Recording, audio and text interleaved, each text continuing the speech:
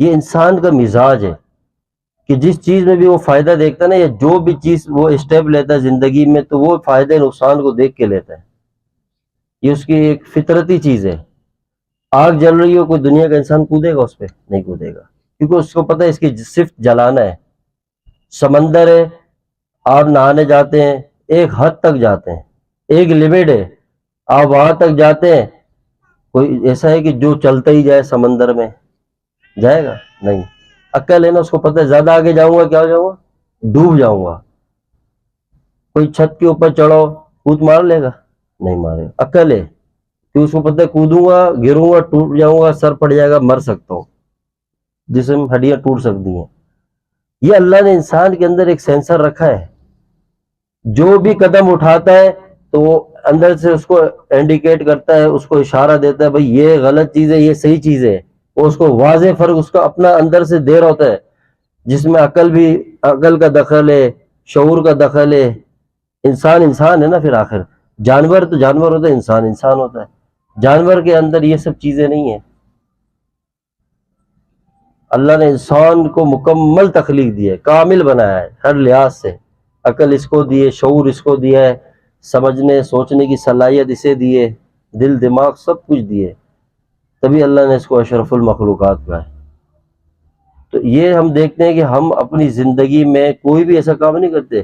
ایک سوئی بھی ہو ہاتھ پہ تو ہم اس کو چبھنے نہیں دیکھتے، پتہ چبھتے ہی نقصان دے گی. یہ ہماری عقل کہتی ہے، اور ہم اس چیز کو سمجھتے بھی ہیں. یہ بات ہے نا، بالکل اس میں کوئی شک نہیں ہے. اگر آپ کے جیب میں لاکھوں روپے پڑے ہوں ہمارے پاس، یا ہم نے سونا رکھا ہو اپنے پاس، قیمتی سامان ہو، اور ہمیں پتہ ہو کہ یہ راستہ لوٹنے والا کبھی جائیں گے؟ نہیں. ہمیں پتہ نا یہ خطرے کے راستے ہیں. آج کتنی اسنیچنگ ہوتی ہے موبائل کی جگہ جگہ. تو ہمیں جب آئیڈیا ہوتا ہے یار یہاں سے خطرہ ہے، تو ہم 100 بار سوچتے ہیں، طریقے سے نکلتے ہیں، یا پورے ایک ماحول بنا کے جاتے ہیں نا. تو ہمیں پتہ ہے کہ کچھ بھی ہو سکتا ہے. یہ جو ہمارے اندر یہ جو چیز ہے سمجھنے کی، نفع نقصان کی، یہ اللہ کی طرف سے بڑی نعمت ہے. بس فرق اتنا ہے کہ ہم صرف اتنا ہی نفع نقصان سمجھ رہے ہیں جتنا ہمیں سمجھا گیا، ہمارے عقل میں آئی ہے. بس اپنے سے جو ہم سمجھ رہے ہیں، کہ جو ہم بس روز مرہ کے حساب سے اپنی زندگی میں دیکھ رہے ہیں. لیکن ایک نفع نقصان وہ ہے جو خالق کائنات نے ہمیں بتا دیا واضح کر کے، جو پیغام اس کی طرف سے آیا ہے. کہ ایک چیز ایسی ہے جو دنیا میں آپ کے پاس سب سے بڑی نعمت ہے، وہ ایمان کی نعمت ہے. اور ایمان کے ساتھ سب سے بڑی نعمت یہ کہ اس دنیا کی زندگی اور اس کا وقت ہے. کیونکہ ہم اگر جب اتنا ہم سمجھتے ہیں تو تھوڑا ماضی میں جائیں تو پورا ماضی جا چکا ہے. بس ان کی مثالیں اور ان کے واقعات ہمارے سامنے.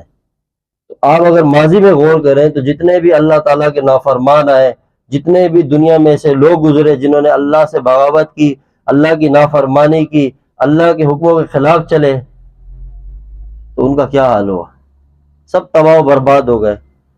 چاہے وہ بادشاہ تھا، چاہے وہ وقت کا بڑے سے بڑا حاکم تھا، چاہے ساری دنیا کی سلطنتیں اس کے پاس تھی، دنیا میں نام تھا، شہرت تھا، حسن تھا، طاقت تھی، روب تھا، دبدبا تھا، جو کچھ تھا، لیکن اللہ کے چاہت والی زندگی نہیں گزاری، اللہ کو ناراض کیا، اللہ نے تباہ و برباد کر کے رکھ دیا.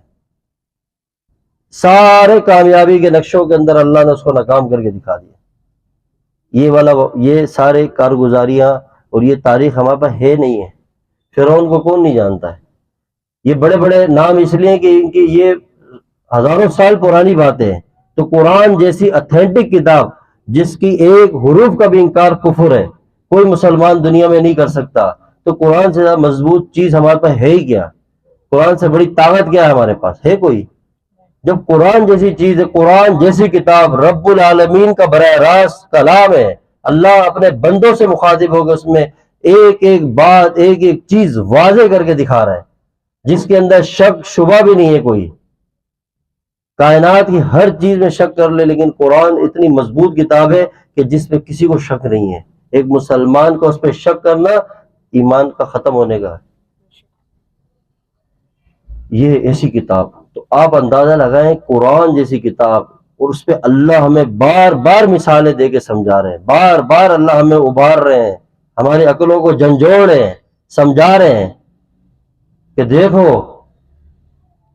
اگر تم دنیا کے اندر آئے ہو اور تم صرف دنیا ہی دنیا کو سمجھتے ہو، تمہارے لیے صرف دنیا کی اہمیت ہے، یہاں کے مال دولت منصب عہدے ان چیزوں کی اہمیت ہے، تو قرآن کے اندر آ کے جھانکو، پڑھو، تمہارا رب براہ راست قرآن کے اندر براہ راست، کوئی اور انسان نہیں، کوئی کائنات کا کوئی تاریخ دان نہیں، کوئی بہت بڑا فلسفر نہیں جس کی کوئی بات ہے، پوری کائنات بنانے والا، ساری جہانوں کا رب، رب العالمین، وہ اپنے کلام کے ذریعے، اپنی بات کے ذریعے، اپنے پیغام میسج کے ذریعے ہمیں براہ راست سمجھا رہا ہے کہ دیکھ لو اگر اس طرز عمل پہ زندگی گزارو گے تو تم سے پہلے بھی لوگ دنیا میں آئے، ماضی اٹھا کے دیکھو، ہزاروں سال سے تاریخ اٹھا کے دیکھو، 1400 سال تک کی تاریخ دیکھو، جو بھی اللہ سے ٹکر لیا، جس نے بھی اللہ کی نافرمانی کی، جس نے بھی دنیا کی زندگی کو ضائع کیا، وہ ہمیشہ ہمیشہ کے لیے تباہ ہو گیا،